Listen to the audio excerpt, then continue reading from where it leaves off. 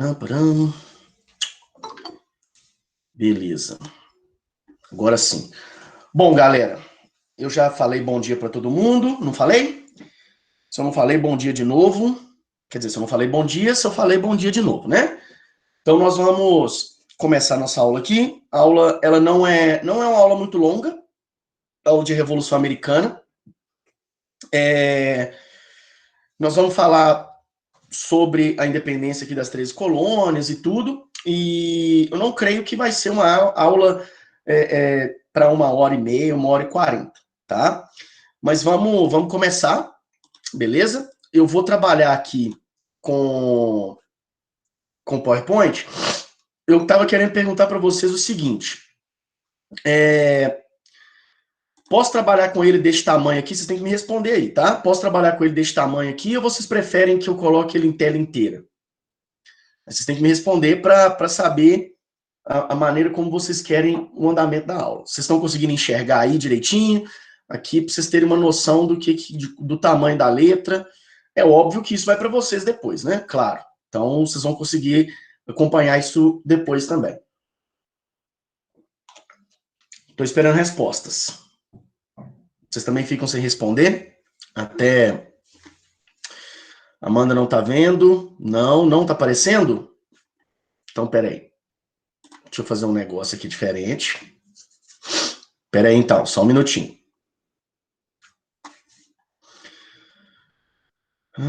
Apresentar. Janelita. Não. Só um minuto. Estão vendo agora?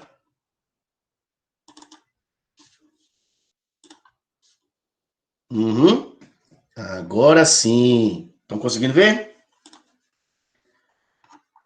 Beleza. Então, ótimo. Então, vamos começar, então. Sumiu? Cacete. Então, peraí.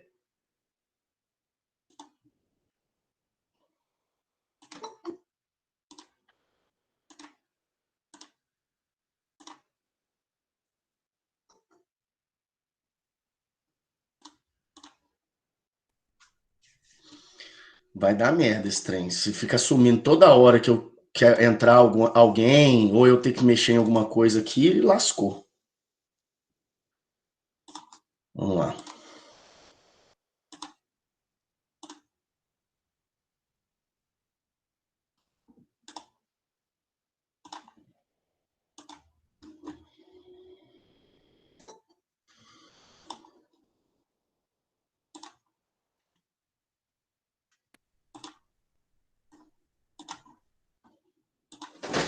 Apareceu, né?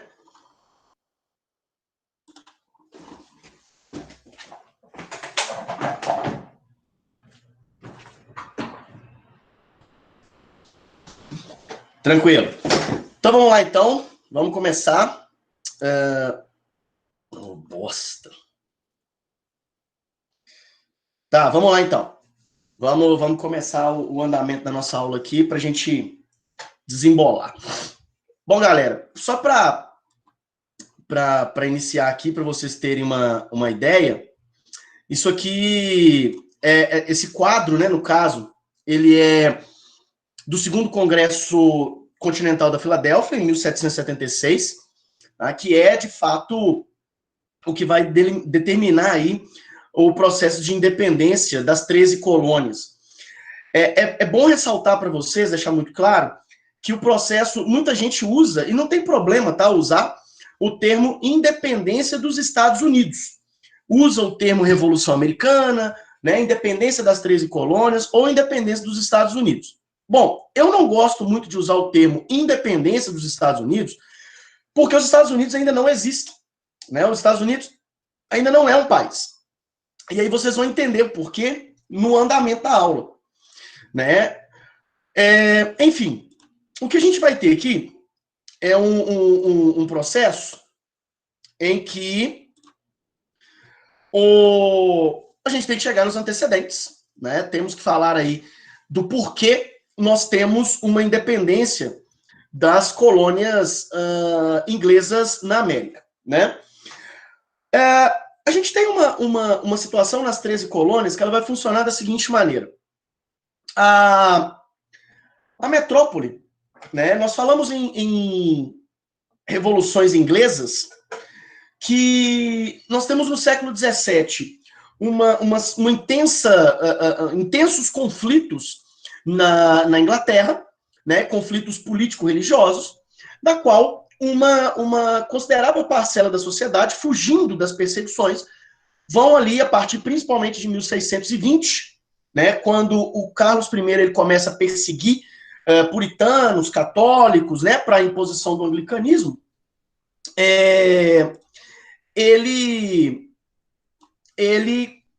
esses puritanos e católicos fogem dessas perseguições, né, político-religiosas. Enfim, o que nós temos, então, é uma situação que ela é muito clara, em que esses colonos, né, eles se instalam na costa leste da América do Norte, né, da parte norte ali do continente americano.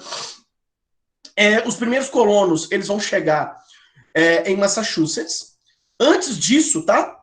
Também no século XVII, a gente vai ter uma tentativa de dominação da região. Tanto é que alguns colonos vão se instalar numa determinada região do continente americano e, inclusive, será dado o nome da região, e esse nome vai se perpetuar, vai ser dado o nome da região em homenagem a Elizabeth I, que é a região da Virgínia. Né? O nome Virgínia é justamente por ela ser conhecida como a Rainha Virgem. Então, o atual estado da Virgínia, né, ele é em homenagem a Elizabeth I, da Rainha Virgem. Como eu já disse para vocês que de virgem não tinha nada, ela passava o rodo.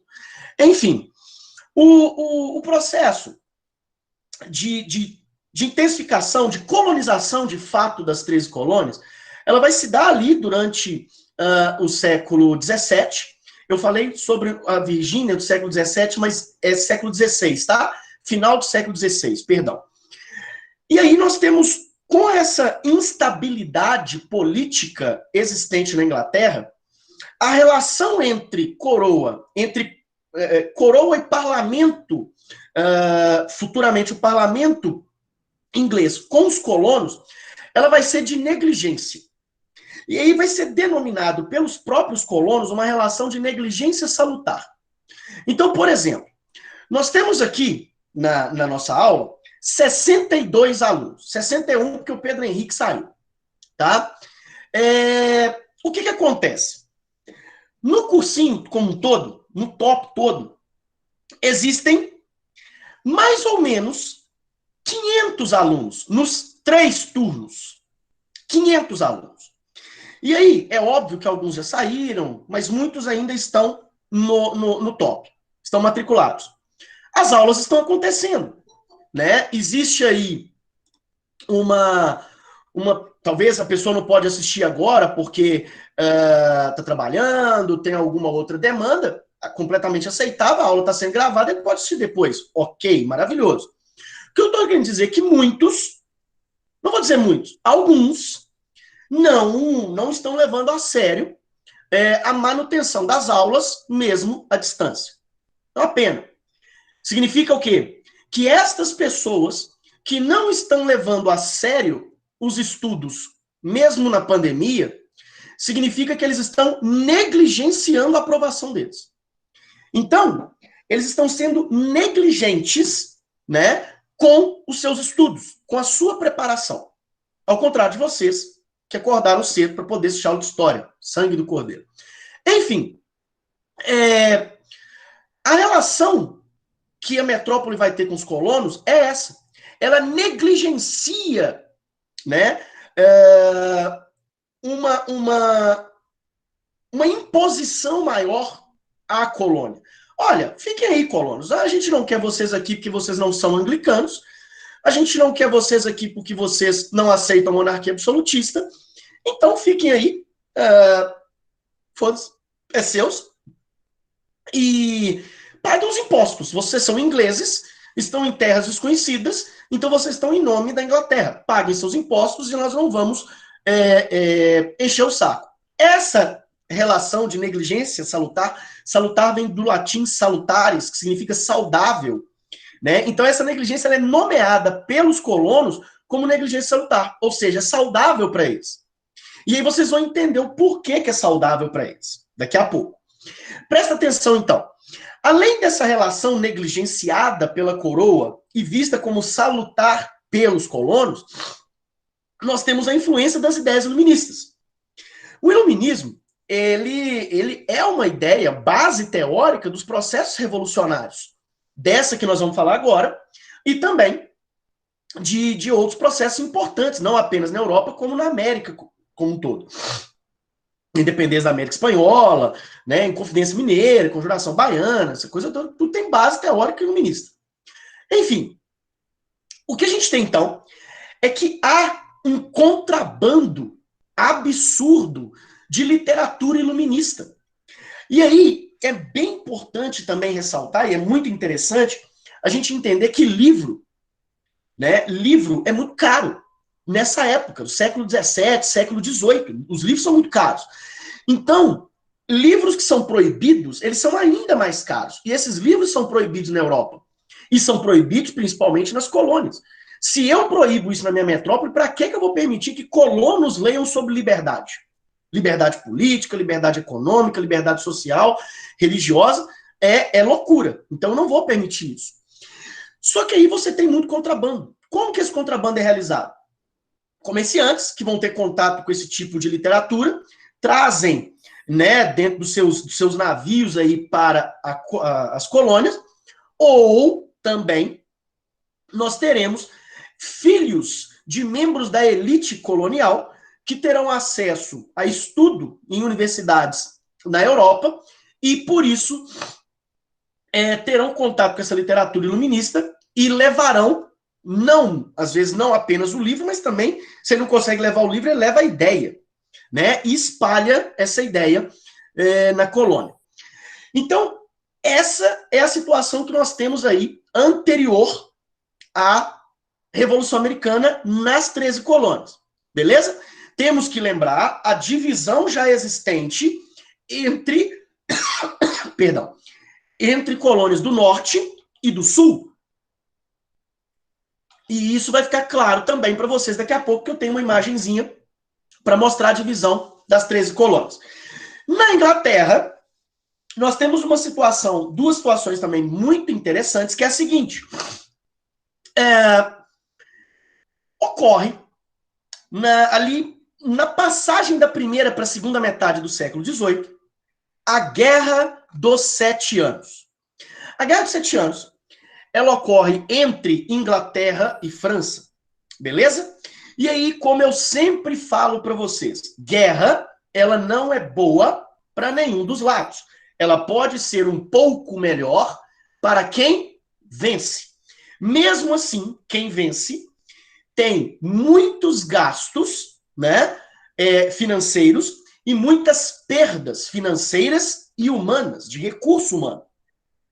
A Inglaterra vence essa guerra ela se passa na América, porque nós temos as 13 colônias da América do Norte, inglês da América do Norte ali na costa leste, e ao lado nós vamos ter ali, tanto do Mar do Golfo do México até os Grandes Lagos, acima dos Grandes Lagos, inclusive, nós temos uma colônia francesa, dominada pelos franceses, do que a gente vai chamar de Louisiana até o Quebec.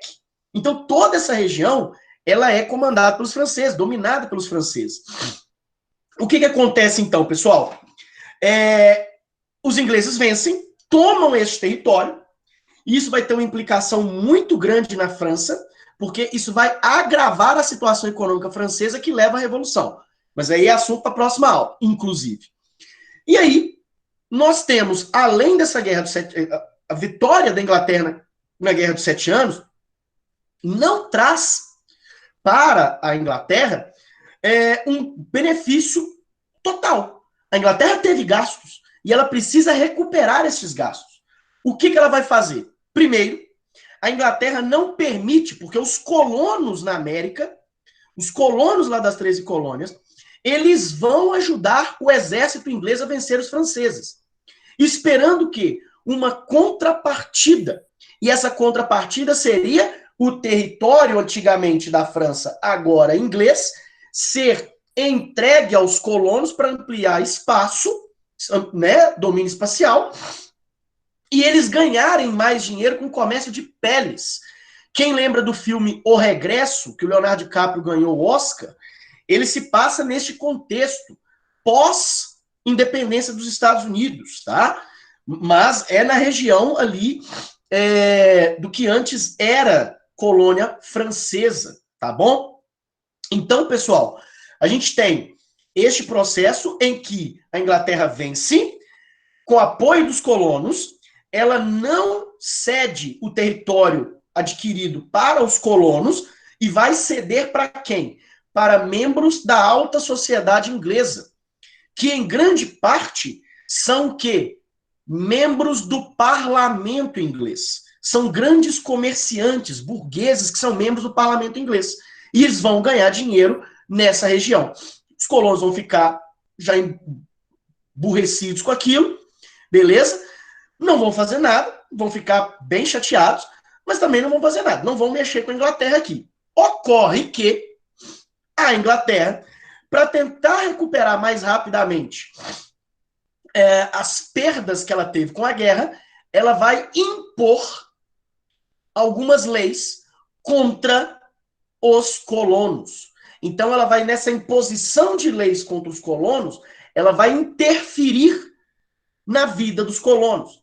Sendo que os colonos viviam negligenciados pela coroa e pelo parlamento inglês, né? Isso era saudável por eles. E aí tem uma analogia que eu sempre utilizo dentro de sala, quem já estudou comigo sabe disso, é que eu falo da ideia da liberdade. Quando você adquire uma determinada liberdade, por exemplo, vocês aí, 17, 18 anos e tal, mora com os pais, aquela coisa toda, vocês geralmente têm horário. O pai impõe um horário para você chegar em casa, né? E aí você obedece, aquela coisa toda, e o pai vai cedendo, vai deixando você chegar um pouco mais tarde aqui, um pouco mais tarde ali, até que um dia ele chega, você exagera e chega de manhã, no dia seguinte, numa festa. Seu pai simplesmente vai lá e põe você de castigo, tira a sua liberdade. Só que você estava acostumado com a liberdade que ele te dava. Você vai apelar, entendeu? Você vai se indispor com seus pais por causa disso. E aí você experimentou uma determinada liberdade que ela foi tirada. No que ela foi tirada, você vai acabar apelando, você vai acabar reagindo. E é isso que os colonos vão fazer. A gente tem que entender também que há um processo de mudança de patamar produtivo na Inglaterra, desde 1750, com a primeira onda revolucionária industrial, né? Então nós temos a primeira revolução industrial acontecendo na Inglaterra ali por volta de 1750, 1760, né? E aí você precisa de recursos e matéria-prima, né? Recursos humanos e matéria-prima, recurso humano e financeiro, e matéria-prima barata para poder aumentar a quantidade de produção de mercadorias. No caso, a primeira revolução industrial, também é assunto para algumas aulas seguintes, a indústria têxtil ela se destaca, e a região sul das colônias é a grande fornecedora de algodão para as indústrias têxteis nascentes da Inglaterra no século XVIII. Agora eu quero ilustrar para vocês aqui uma coisa bem legal, que é a questão do comércio triangular. Beleza? Deixa eu só ver uma coisa aqui rapidinho no chat, ver se tem alguma dúvida. Não, tem não. Se alguém tiver dúvida, galera, manda no chat e aí eu tiro para vocês. Eu vou falando, e aí quando eu for mudando de um slide para o outro, ou alguma coisa assim, eu vou parando e vou explicando, tá bom? Tá todo mundo conseguindo ver aí? O slide sobre o comércio triangular. Essa imagem, ela é famosa dentro dos vestibulares, porque ela já foi cobrada na UFMG. Eu não tenho certeza se ela foi cobrada no Enem, mas já foi cobrada em outros vestibulares, porque ela ilustra exatamente o comércio triangular, que é a principal consequência da negligência da Inglaterra para com os colonos. Vamos lá, vamos trazer para a aula do Hudson. Né? O Hudson já falou para vocês, nas aulas dele, sobre o pacto colonial ou o exclusivo metropolitano. Pode ser denominado assim também. O que é isso? É uma relação, né, político-econômica que existe entre metrópole e colônia, da qual a colônia só pode vender os produtos dali adquiridos para a sua metrópole.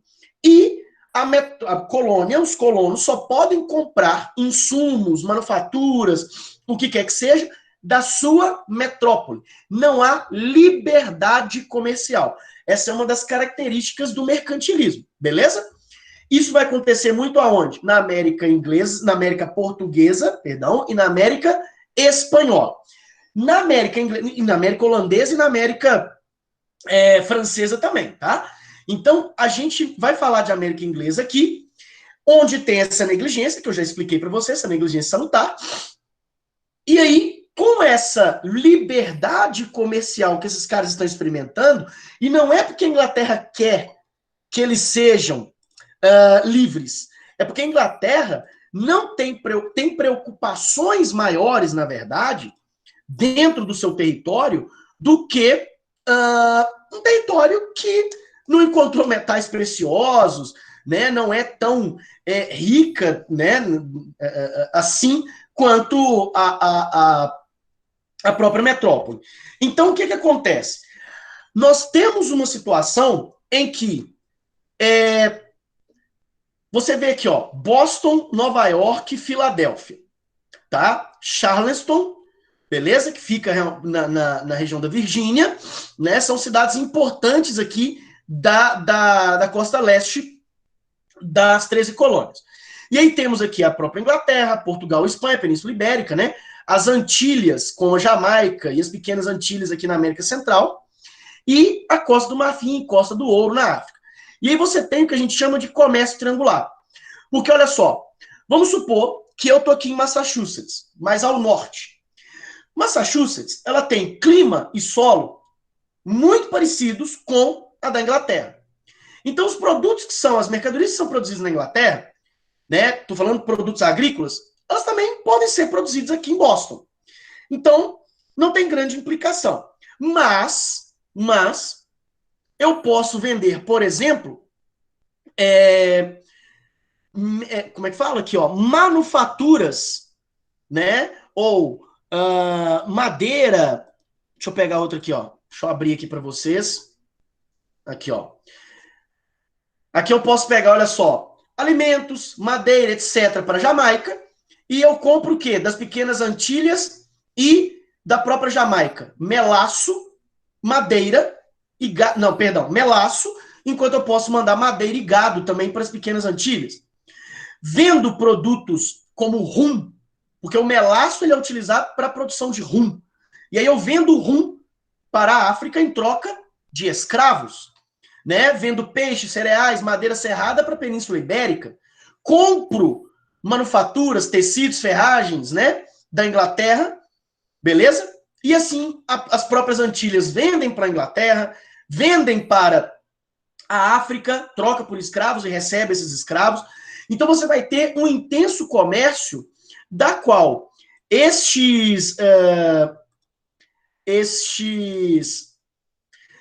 a presença da mão da metrópole impositiva neste comércio ela é inexistente, ou quase inexistente. Entendeu? Você consegue conceber a ideia, em história do Brasil, de açúcar sendo vendido pelos colonos para a Inglaterra? Não. Ela é vendida para Portugal, que vende para a Inglaterra. Entenderam? Se eu, senhor de engenho, vendo diretamente o meu açúcar para a Inglaterra, é contrabando. Eu posso, ó, perder minha cabeça por causa disso. Aqui no comércio triangular, isso, mesmo de maneira inaceitável pela coroa, ela existe. Porque a coroa negligencia a relação com a colônia, com as colônias. Beleza? Alguma dúvida até aqui, pessoal? Se pode, vai escrevendo aí, vai abrindo o microfone falando também, não tem problema não. Beleza? Bom, aqui, só para vocês terem uma ideia, o tipo de aula não muda não, viu? Toda hora eu vou ficar perguntando, beleza? Olha que coisa interessante. Alguma dúvida, pessoal? Vou ficar perguntando essas coisas. Os automatismos continuam. Vamos lá. Aqui, as 13 colônias, eu vou, de novo, como a imagem, eu vou aumentar aqui também, eu vou aumentar para vocês, tá? Olha só. Estão conseguindo ver? Aqui, ó, é a fronteira em 1776, tá? No ano da independência. E aqui vocês podem ver, isso aqui parte dos Grandes Lagos, né? Esses lagos aqui em cima. Essa região, ela era dominada pelos franceses antes da Guerra dos 7 Anos. Então, ela vai desde o Golfo do México aqui. A Flórida é dominada pela Espanha. Então, isso aqui vai ser a Louisiana, até Louisiana, Mississippi e tal, vai subindo aqui para a região de Quebec. Beleza? E aí, você tem, então, as 13 colônias, Massachusetts, New Hampshire, Rhode Island, Connecticut, Nova York, Nova Jersey, Pensilvânia, Delaware. Essas aqui, até Delaware, Massachusetts, a Delaware, elas são as chamadas colônias do norte. De Maryland até a Georgia, elas são colônias do sul. Eu espero que vocês estejam gostando da minha pronúncia, porque eu sou aqui, de Massachusetts, Cincinnati, Ohio, beleza? Então, essas regiões de Maryland até Georgia, elas são as chamadas colônias do sul. É importante ressaltar isso agora, assim, de maneira efetiva? Não. Por que não, Bernardo? Porque nós vamos falar disso em Estados Unidos do século XIX, quando nós vamos falar justamente dessa separação dentro do processo de construção dos Estados Unidos e a consequência desse processo de construção que leva à Guerra de Secessão, que acontece de 1861 a 1865. Tá bom? Gente, alguma dúvida até agora? Por favor, me fala. Vocês conseguiram ver as imagens aí? Dá um feedback aí, fazendo favor.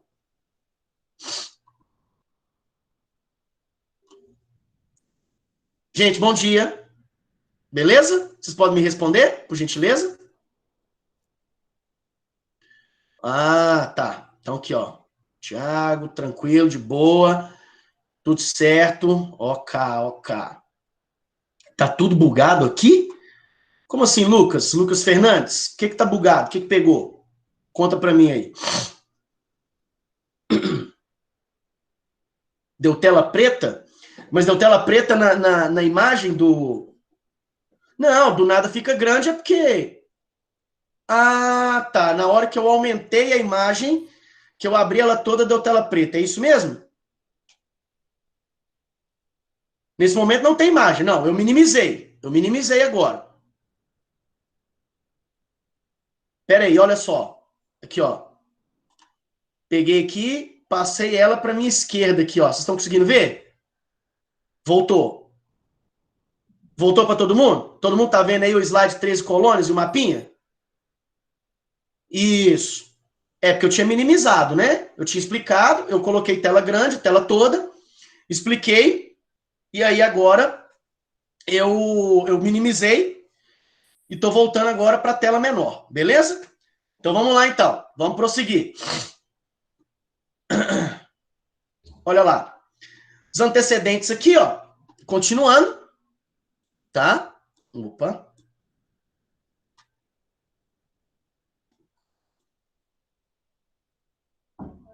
Eu coloco aqui na direita, apesar de eu não gostar muito de direita, mas eu coloco aqui para me ver, para ver se eu não estou fazendo merda. Olha só. A partir de 1763, veja bem, olha só, eu vou voltar lá no slide da Guerra dos 7 Anos. 1763 que ela termina. E aí, a partir deste mesmo ano, 1763, o parlamento inglês, que é quem de fato comanda, né, a Inglaterra, o que ela vai fazer? Lembrando lá das revoluções inglesas, o rei reina, mas não governa. Quem governa de fato é o parlamento. O que acontece aqui, queridos? O parlamento, ele começa a impor leis restritivas, tá? E essas leis restritivas, elas fazem o quê? Restringem. O quê? A autonomia existente nas 13 colônias. Significa que a Inglaterra não vai ser mais tão negligente com os colonos, e isso não é tão salutar para os colonos, porque eles já experimentaram um tipo de liberdade comercial e política que eles não querem abrir mão disso, né? Não querem abrir mão disso. Então, nós temos alguns exemplos que aqui, ó, em 1764, a Inglaterra impõe a lei do açúcar. O que é a lei do açúcar? Olha como é que a coisa é feita pela beirada. O que é a lei do açúcar? É simplesmente o seguinte: todo açúcar, qualquer açúcar pode entrar nas colônias. Pode ser açúcar português? Pode. Vindo do Brasil? Pode sim. Açúcar francês vindo do Haiti? Pode também. Açúcar espanhol vindo de Cuba? Pode sim. Açúcar holandês vindo das Antilhas? Pode também, tranquilo, não tem problema não. Tem liberdade, né? Pode pagar o preço que você quiser. Ok. E açúcar inglês vindo da Jamaica? Pode? Pode. Então tem opção. Olha que maravilha. Tem opção de compra. Você vai comprar o preço, aquele que tem o preço mais barato, até 1764. Da qual a Inglaterra vai chegar e vai fazer o quê? Ela vai criar uma lei, né, impondo uma altíssima sobretaxa sobre açúcar que não seja o inglês. Então, o que vai acontecer aqui agora? O açúcar francês, espanhol, português, holandês, ele pode entrar? Pode. Mas o preço dele aumentou consideravelmente porque houve uma sobretaxa deste açúcar. E aí, o que os colonos vão começar a fazer? Comprar o açúcar inglês, que tem uma qualidade inferior, também tem um preço alto, mas ele está mais barato por causa das sobretaxas. Protecionismo alfandegário, pessoal, isso é muito comum. Isso é muito comum nas práticas mercantilistas. O Wilson já deve ter. Eu já falei para vocês isso, na verdade. Né? Então, o que acontece? Quem não assistiu a aula está no YouTube. Gente, eu tive que fazer canal no YouTube. Deus é Pai Todo-Poderoso. Mas, enfim, o que a gente tem aqui, então, tá? É uma situação da qual... youtuber, Deus é Pai. Olha só. Vai bombar nada não, Inara. Não tem ninguém de vocês lá assinando o meu canal. Vocês são foda, olha só. Mas olha, veja, velho. Essa lei do açúcar todo mundo entendeu, beleza? Então, há uma prática mercantilista aí muito, muito clara de sobretaxar, de protecionismo alfandegário, da qual eu sobretaxo produtos de outros lugares, de outros países, em detrimento, em razão do meu produto. Por que eu vou fazer isso? Porque aí eu vou começar a proteger a economia inglesa, principalmente daqueles parlamentares que legislam em causa própria. Beleza? Que estão lá no parlamento, mas ganham muito dinheiro com açúcar. Aí, em 1765, eu vou pular uma aqui, tá? Só para vocês terem uma noção. Em 1765, é criada a lei do selo. Então, toda publicação dentro da colônia deveria ter um selo real. Este selo real, você pagava muito caro para ter. Se você quisesse trocar uma correspondência, né, você tinha que ter esse selo real, você tinha que pagar por isso. Se você quiser adquirir um livro, esse livro tem que ter o selo real. Se você quer um jornal, ele tem que ter o selo real. Isso, inclusive, gera algumas insatisfações dentro da colônia que levam a duas consequências bem interessantes. Primeiro, a criação de um correio, de um sistema de correio clandestino dentro da colônia, para evitar pagar as taxas sobre a lei do selo.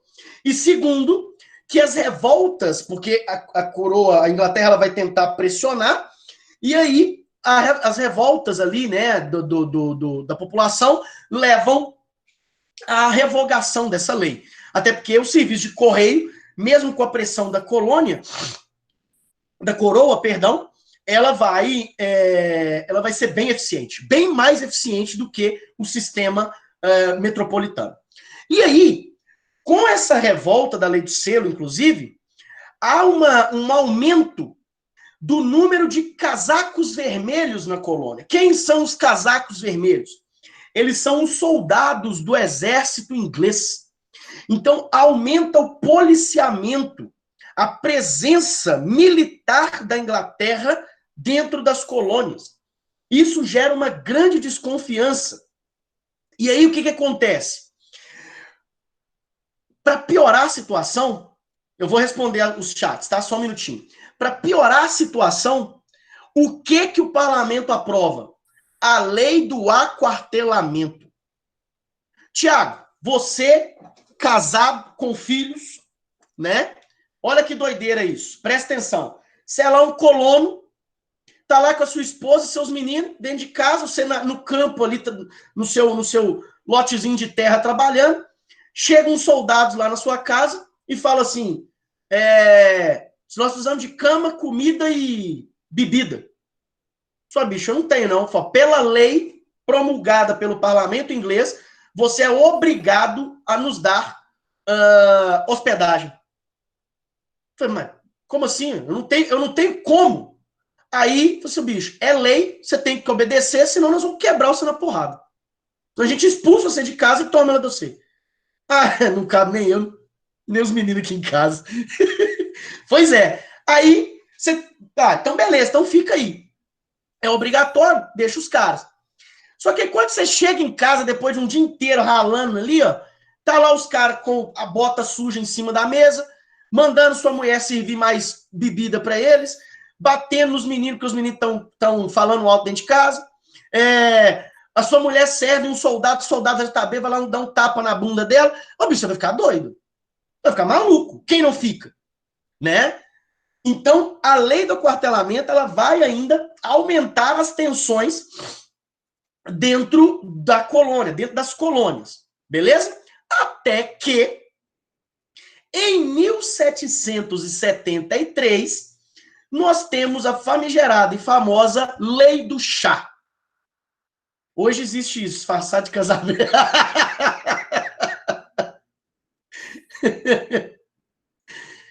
O que caiu, Lucas? Caiu, Cruzeiro, 2019. Vai levantar essa questão aqui agora, pô? Aqui. Em 1773, eu vou finalizar esse slide para poder... O Lucas Fernandes caiu. Ele avisou antes. Tava igual o Cruzeiro mesmo. Em 1773, a gente tem a famosa Lei do Chá, da qual é estabelecido o monopólio da importação de chá para a Companhia das Índias Orientais. A Companhia das Índias Orientais, assim como tem na Holanda, na França, na Espanha e em Portugal, a Inglaterra também tem a sua Companhia das Índias. É uma empresa mercantil de capital misto. Ela tem capital da coroa estatal e capital burguês, privado. Então, por que esses caras vão criar essa lei? Porque a Companhia das Índias Orientais está passando por dificuldades financeiras, eles compram, né? Os colonos compram chá vindo do Oriente pela Companhia das Índias Orientais holandesas, beleza? E aí, você não está conseguindo ouvir?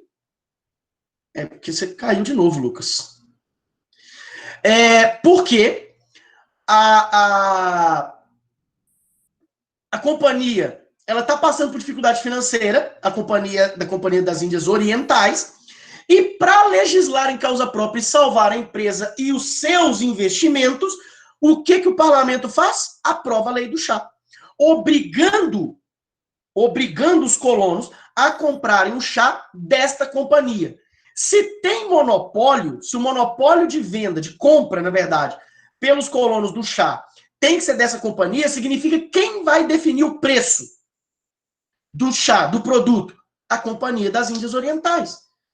Então não tem concorrência. Se tem monopólio, não tem concorrência. Então, esses caras vão se rebelar porque é uma absurda intervenção do Estado inglês dentro dos assuntos coloniais. E os colonos não querem isso.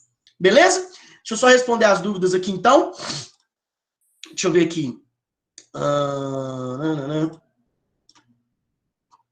Peraí. Tá. Stella. E o rei não tem nada a ver com isso não, né? Só o parlamento. O rei está do lado do parlamento. Né? O rei ele é uma figura representativa, ele tem, né, alguns poderes ali de chefe de Estado. Não é nada... Ele tem um pouco mais poder do que a Rainha Elizabeth hoje, por exemplo. Mas o rei ele está ao lado do parlamento. Né? Ele trabalha junto com o parlamento. Colônia é feita para gerar riqueza para a metrópole. Nada mais. Então, se o parlamento determina, o rei vai ficar do lado. Matheus Faria, Bernardo, também havia taxa por produtos comercializados por produtos dentro da colônia? Ô, Matheus, a própria lei do selo, né? Se você vende um livro dentro da colônia, produzido dentro da colônia, por exemplo, né, impresso dentro da colônia, era muito difícil, mas podia existir, ele vai ter a lei do selo ali dentro. Né? Então, sim, tem produtos comercializados ali dentro que são tributados, sim. Beleza? O Lucas voltou? Lucas Fernandes? Não sei, né? Se ele voltou, ele aparece de novo aí para nós. Vamos lá. Deixa eu voltar aqui. Ah, beleza. E você está conseguindo me ouvir? Ana Lívia pediu para explicar a lei do selo. A lei do selo, Ana Lívia, ela funciona da seguinte maneira. Todas as publicações que circulam dentro da colônia, das colônias, a gente costuma falar colônia por causa do Brasil, e ali são 13 colônias. Cada estadozinho, futuro estado estadunidense ali, né, ele é uma colônia, né? O que acontece? Explico. A lei do selo, então, é que toda publicação dentro da colônia, ela é tributada, ela tem que ter o selo real. E para você ter o selo da coroa inglesa, você precisa pagar. Então, uma carta que você manda para a namorada ou para o namorado, para o filho, para a mãe, para o pai, que mora em outra colônia, né? Outra região das 13 colônias, você tem que pagar por isso. Se você compra um livro, você vai ter que pagar por isso. Se você tem um jornal, quer comprar um jornal, alguma coisa, você vai ter que pagar por isso, porque tem que ter o selo. Se não tiver o selo, ele é ilegal. Né? E vai sofrer coerção pela coroa. Né? E aí, por causa disso, você tem duas consequências. A criação de um serviço de correio clandestino dos próprios colonos, que é muito eficiente, inclusive, e uma revolta mesmo dos colonos por conta dessa baboseira que é a lei do selo, que não serve para nada. Né? E aí vai ser revogada essa lei, mas diante das revoltas, por assim dizer, né, dos colonos, né, perante a lei do selo, a Inglaterra ela vai colocar mais soldados ingleses nas colônias para poder evitar qualquer tipo de rebelião. A lei do aquartelamento, como eu disse, que pediu para falar do final, ela, resumidamente, né, eu usei o Tiago ali como exemplo, analógico, mas, resumidamente, você, colono, é obrigado a dar hospedagem a soldados ingleses, né, até construírem quartéis suficientes para que eles possam se hospedar. Então, se eles estão em campanha, saem de Massachusetts, vão para Nova York, em marcha, no meio do caminho, para eles não ficarem ao relento, no frio, essa coisa toda, você era obrigado a dar hospedagem para esses caras. Entendeu? E dar hospedagem não é só colocar eles no cantinho da casa, não. Você tem que dar de comer, de beber, de dormir, né? O agasalhar, essa coisa toda, tá? E esses caras geralmente são muito toscos, né? Eles estão ali prontos para batalha e tal, e podem, por exemplo, passar por cima de algumas normas dentro da sua casa. Quem tem a arma é ele, né? Então, isso pode acontecer. Tá bom? Alguém pediu mais alguma coisa? Deixa eu ver aqui. Pediram a lei do aquartelamento, pediram o parte final, pediram a lei do selo, lei do selo, lei do chá. Lei do chá de novo. A lei do chá é simplesmente uma criação de um monopólio da qual fica agora obrigado, os colonos ficam agora obrigados a comprar chá apenas e somente da Companhia das Índias Orientais, que é uma companhia de comércio inglesa. Então não tem concorrência. Você acaba com a concorrência, cria um monopólio. Se você cria monopólio, você decide o preço. Isso significa que não tem liberdade comercial aí. Por isso, os colonos se rebelam e promovem a famosa Festa do Chá de Boston, né? Da qual os colonos de Massachusetts, de Boston, eles vão se fantasiar de índios, indígenas, né? População originária ali, índios Mohawks, e vão simplesmente invadir navios da Companhia das Índias Orientais que estão no porto de Boston, e eles vão jogar todo o carregamento de chá no mar, dando um prejuízo absurdo para a companhia. Ocorre que os caras são tão loucos que eles se fantasiam de índios para falar para a coroa, para o parlamento, que não eram eles, e sim os indígenas que fizeram isso, só que depois o negócio deu tão certo que eles foram para os bares de Boston para comemorar a ação. Entendeu? Então, tipo, foda-se. O parlamento vai ficar completamente absurdado com a situação, não vai aceitar e vai decretar o fechamento do porto de Boston e promulgar as chamadas leis intoleráveis. Intoleráveis para os colonos. Para os ingleses, são chamadas de leis coercitivas, né? De coerção, de imposição. Né? Para os colonos, aquilo era intolerável. Por isso não são leis coercitivas, são leis intoleráveis. O que é o fechamento? O que implica o fechamento do Porto de Boston? O porto ficará fechado ao comércio até que os colonos paguem pelo prejuízo causado. Isso vai gerar uma insatisfação enorme. Tá? E as leis intoleráveis, a principal pauta das leis intoleráveis são várias pequenas leis, mas a principal delas é a retirada, tá, da autonomia do parlamento de Massachusetts, da Assembleia de Massachusetts. Cada colônia, daquelas 13, elas têm assembleias autônomas. Lembra que elas são autônomas. Então, elas têm assembleias que definem assuntos políticos dentro da própria... dentro da própria colônia. Então, você tem essa Assembleia da Geórgia, você tem a Assembleia de Delaware, você tem a Assembleia de Massachusetts, você tem a Assembleia de Nova York, entendeu? E aí, em Massachusetts, a Assembleia de Massachusetts perde a sua autonomia. Eles fecham a Assembleia, que é uma espécie de parlamento. E aí, você vai ter uma revolta muito grande da população de Massachusetts quanto a isso, e uma visão das outras colônias diante disso, de um aumento da interferência metropolitana. Se eles fazem isso em Massachusetts, eles podem fazer em qualquer colônia aqui. Então a gente tem que o quê? Defender nossa posição. Beleza? O que vai acontecer então, pessoal? Em 1770, tá? Nós temos o massacre de Boston. O massacre de Boston, esse é o nome dado também pelos colonos, né? Em que há uma tensão muito grande entre soldados ingleses e alguns colonos, beleza? E eles brigam nas ruas de Boston e um soldado inglês vai atirar contra um manifestante. Os manifestantes, eles partem para cima dos soldados, e aí 5 manifestantes serão mortos pelas armas dos soldados ingleses. Outros 6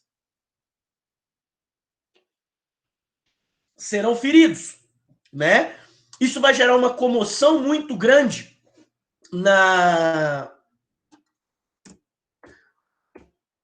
Isso vai gerar uma comoção muito grande em Boston. E quando eu digo comoção, eu não estou falando do povo chorar, não. Eu estou falando de comoção pela causa. Então eles vão se comover com a situação e se unirão ainda mais contra essas imposições metropolitanas, levando ao primeiro Congresso Continental da Filadélfia, em 1774. O que é o primeiro Congresso Continental da Filadélfia? Os colonos, eles vão se basear no inglês para poder reagir contra a metrópole. Este inglês que eles vão se basear é um cara chamado John Locke. O que o Locke fala?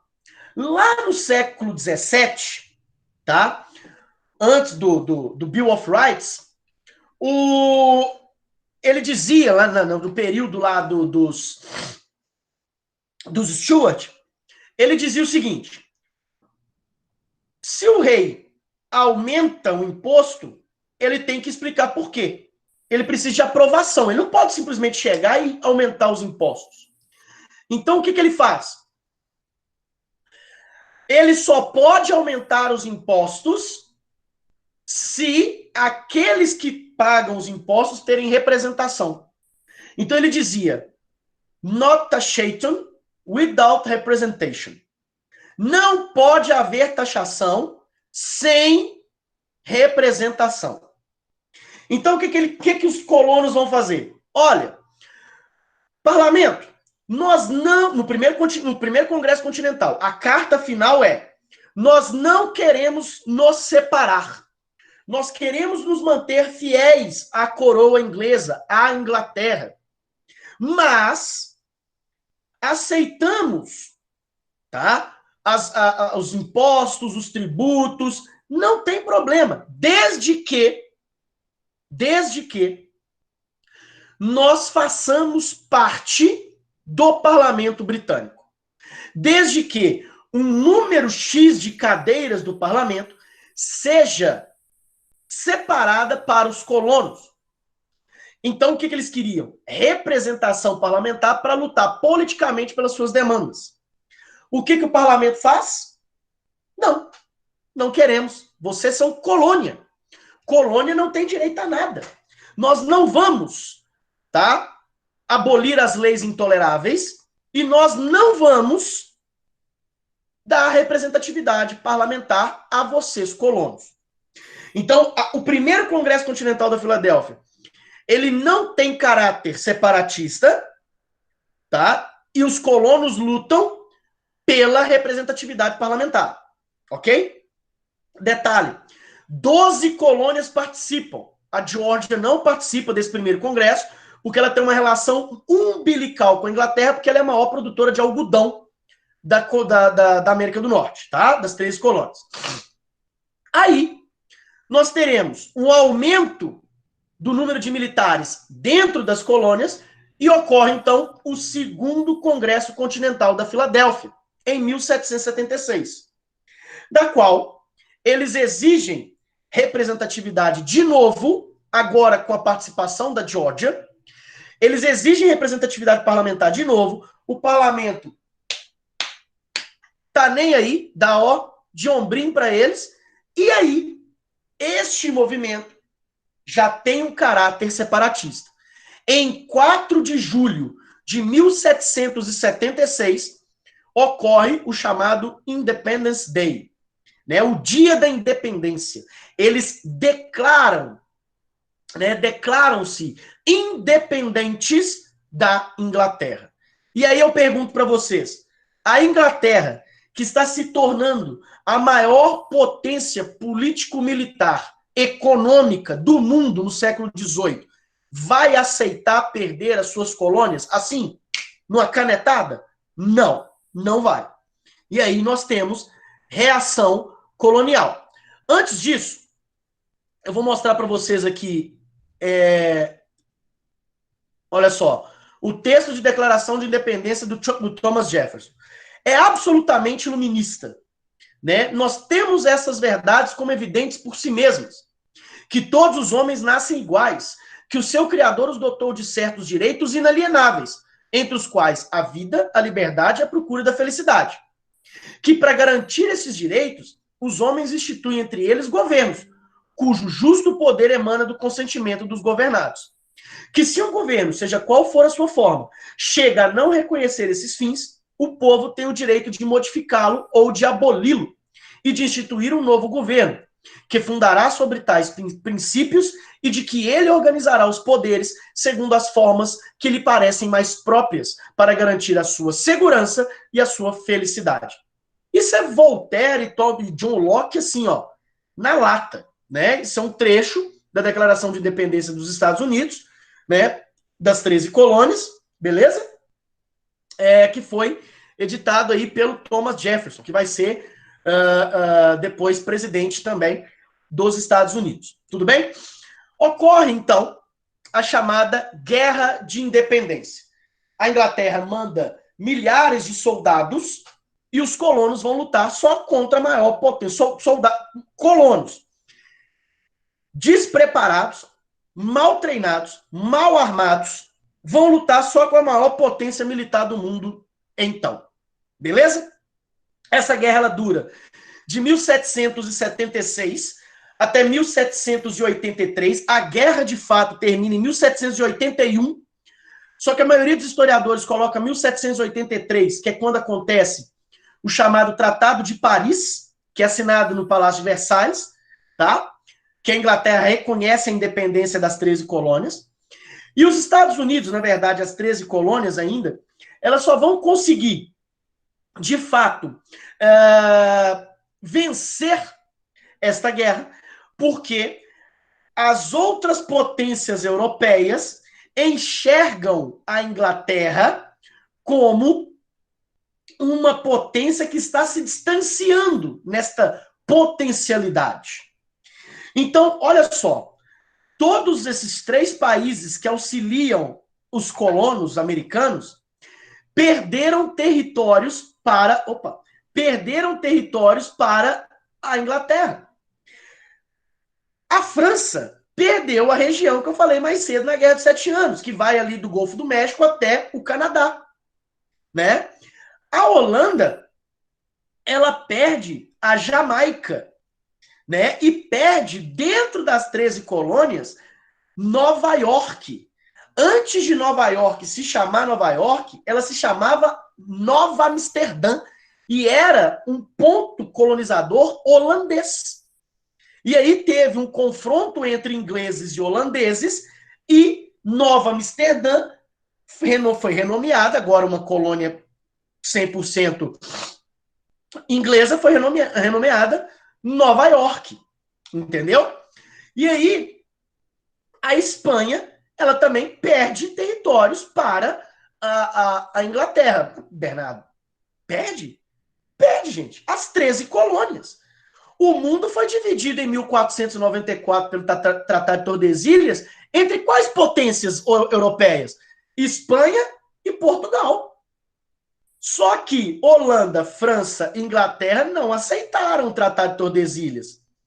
E como a Espanha ela não ocupou a costa leste da América do Norte e os ingleses chegaram ali, tomou. Quando eles chegaram lá, o que aconteceu? Não, isso aqui já é nosso. Tanto é que a Flórida ela vai ser ocupada pelos espanhóis e não pelos ingleses. Novo México, Califórnia, Texas, essa região, por exemplo, ela vai ser mais a oeste do que é os Estados Unidos hoje, ela é ocupada pelos espanhóis. Depois vai ser tomada do México, vai ser comprada, a Flórida é comprada, mas isso é assunto para os Estados Unidos século XIX, tá? Então você vai ter essa guerra entre colonos com apoio espanhol, holandês e francês, né, contra os ingleses, que serão derrotados e ratificarão a independência dos Estados Unidos em 1783. Outro detalhe, se a França entra em crise econômica porque ela perde os territórios coloniais na América, ela vai entrar numa crise ainda maior por ela ter sido a principal ajuda aos colonos. A França entra com muito dinheiro e soldados franceses para ajudar os colonos a vencer a Inglaterra. Guerra gera custo, muito custo, é muito caro. A França está fodida economicamente. E aí os caras entram numa guerra que não é deles, né? E aí o que acontece? Entra em colapso econômico, que vai culminar na Revolução Francesa em 1789. Mas isso aí é antecedente da Revolução Francesa, eu vou voltar a falar disso na próxima aula. Alguma dúvida até aqui, pessoal? Sim ou não?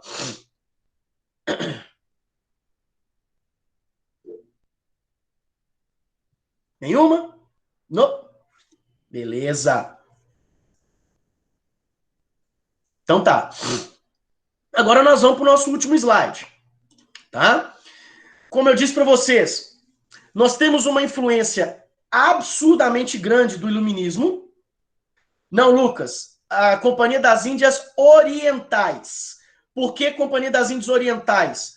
Porque o chá era buscado nas Índias, atual Índia hoje, Índias, na verdade, atual Índia e China, tá? Era no Oriente que o chá era buscado, beleza? Então a gente tem uma influência iluminista absurdamente grande, né? Ideias de Locke sobre a questão dos direitos inalienáveis, né? O Voltaire, a questão da liberdade, liberdade de expressão, liberdade jurídica, social, política, né? E o Montesquieu na própria construção do atual Estados Unidos, né? Então a gente tem essa influência iluminista muito grande, serve de modelo para a América Latina e Europa, porque o iluminismo, como eu disse na aula passada, ela é base teórica de revoluções burguesas, e a Revolução Americana é a primeira ação que tem o iluminismo como base teórica. Entenderam?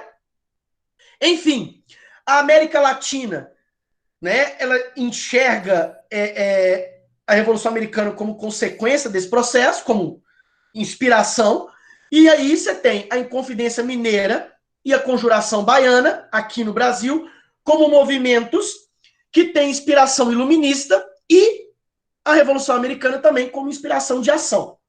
Lembrando que esses dois movimentos, eles não não chegam a ser concluídos, né? Eles são delatados antes.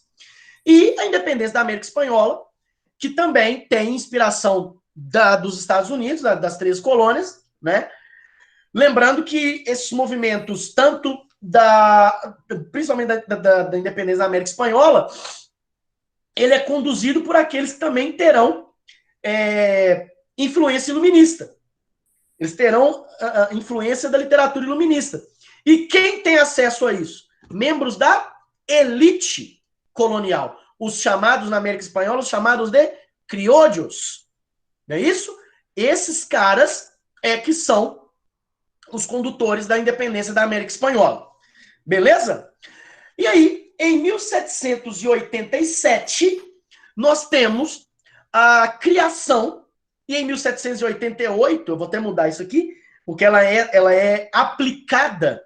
Na verdade, a Constituição é promulgada em 1787, criada, promulgada, e ela é aplicada, a aplicabilidade dela começa em 1788.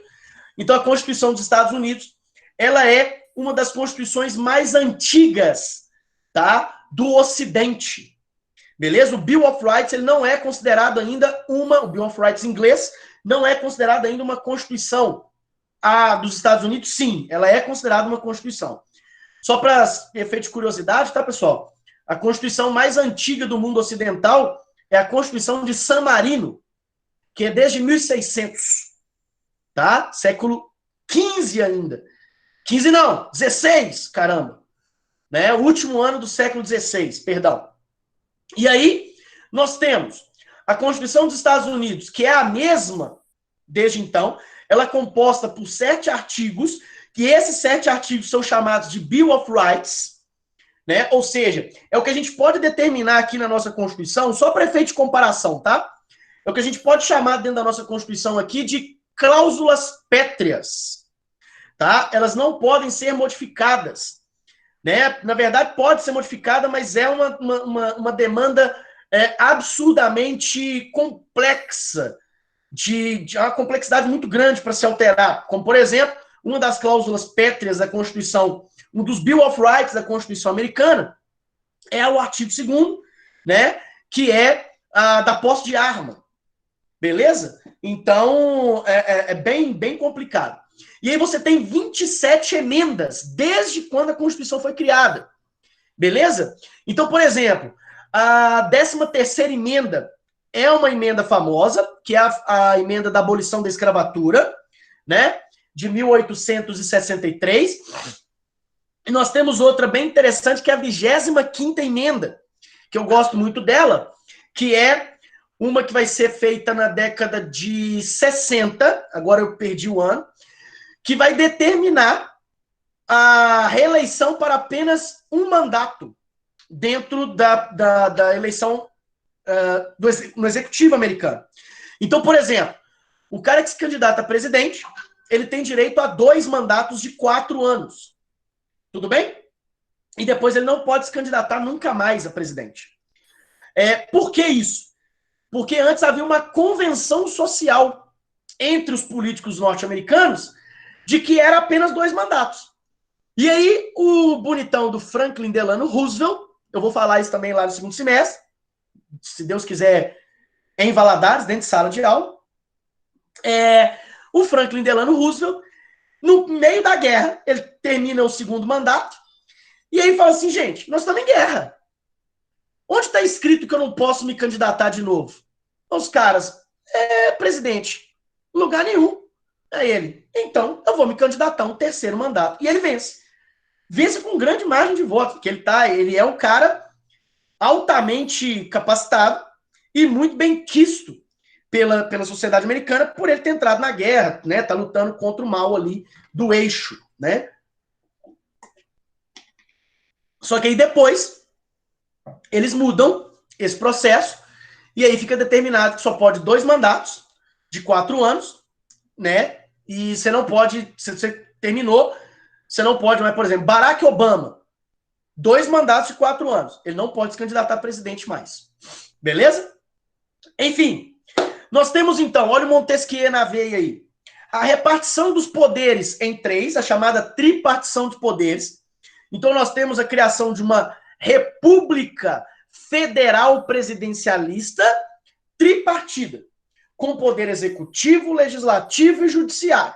Não preciso entrar nesses pormenores, né? Vocês sabem aí como funciona. A maior parte dos países ocidentais utilizam dessa prerrogativa de tripartição de poderes, seja ele republicano ou monárquico constitucional, né? As 13 colônias, elas definem funcionar como uma república. Isso é interessante, tá? Porque é o seguinte, o que vai acontecer aqui inicialmente? Quando há a independência, de 1783 a 1788, as 13 colônias, elas vão se manter separadas, tá? Tripartidas, tem lá suas câmaras, né, não sei o quê. Só que esses caras definem, começam a discutir uma maneira de se unirem contra uma possível tentativa de recolonização por parte da Inglaterra e de se fortalecerem diante de qualquer opressão estrangeira. Então eles decidem, né, criar uma república unindo as 13 colônias em torno de um poder centralizado, mas este poder centralizado ele não seria tirânico aos poderes regionais. Então você tem uma república federal, em que o presidente da república cuida de assuntos da federação, mas ele não implica, ele não entra em assuntos que são delimitados dos estados. Por isso que o país se chama Estados Unidos da América. São os estados, os 13 estados que se unem em um só na América do Norte. Beleza? Então você tem uma república federal presidencialista, né? Então, há um federalismo muito presente ali nos Estados Unidos. Então, por isso que vocês veem em jornal, documentário, que alguns estados, por exemplo, liberaram o uso recreativo ou medicinal da cannabis, alguns outros estados não. Alguns estados você tem a pena de morte como sentença, outros não, né? Então, assim, cada estado tem a sua legislação e o governo federal ele não entra nisso. Não entra nisso. Beleza? Enfim, essa Constituição, ela prevê, e o regime presidencialista, que é igual ao nosso, na verdade o nosso é igual ao deles, né, da qual o presidente ele é eleito para um mandato temporal, né, como eu disse para vocês, de 4 anos, podendo ser prorrogado para mais um de 4 anos. Tudo bem? E ele concentra ali os poderes do executivo, né, o presidente da República. Igualdade civil e jurídica, lembrando que essa igualdade civil e jurídica, ela não é extensa à população escravizada, beleza? Então, todos são iguais perante a lei e ao Estado, né? Aqueles que são considerados cidadãos, e garantia das liberdades individuais, liberdade política, liberdade religiosa, liberdade social e liberdade econômica. Então você tem isso, galera, é muito interessante, porque eu acredito que vocês tenham parentes que moram nos Estados Unidos, talvez alguns de vocês já devem ter feito intercâmbio, já foi na Disney, né? E sabe que. E assiste filme hollywoodiano, e vocês sabem que uma das coisas que os estadunidenses mais prezam é pela sua liberdade. Bicho, você pode falar mal dele o que for, ele vai rir da sua cara. Mas se em algum momento você ameaçar a sua liberdade, você não vai terminar a frase. Ele vai usar a prerrogativa de poder andar armado e, em legítima defesa da sua liberdade, você vai tomar um tiro na cabeça. Eles fazem isso. Em legítima defesa da liberdade deles, da democracia e da liberdade deles, o que eles fazem? Invadem países para impor a sua cultura. O Iraque é um desses. Beleza? Então, essas liberdades individuais, elas são o cerne da sociedade, né? O base mesmo, o pilar ali da sociedade americana, tá? Da sociedade estadunidense. Gente, nós terminamos por aqui. Né, o slide vai estar disponibilizado para vocês daqui a pouco. Eu vou colocar tanto a aula quanto os slides no Canvas, mais a lista de exercícios, beleza? E eu queria saber se vocês têm alguma dúvida aí para... tá, Inara tem. Bernardo, a influência iluminista não era para a vida social, não, né? E sim mais econômica, já que algumas colônias ainda vão preservar o escravismo. Oi, você já entendeu, Inara? Beleza. Bom, mais alguém? Tem mais alguma dúvida? Monitoria de hoje será o módulo 10 ou da aula de hoje? Aula de hoje. Aula de hoje, 2 horas. O módulo 10 era o quê? Iluminismo? Foi da aula retrasada? Pode trazer questão de lá, não tem problema não. Pode trazer tanto de hoje quanto da passada. Estou à disposição de vocês. Galera, então a gente termina por aqui, tá? Um abraço, obrigado pela presença de vocês. Até a próxima, tá? Semana que vem estamos juntos. Eu gostei dessa parada do ao vivo. Vou fazer ao vivo com vocês agora para sempre. Beleza? Ó, beijão, galera. Fica com Deus. Tchau, tchau.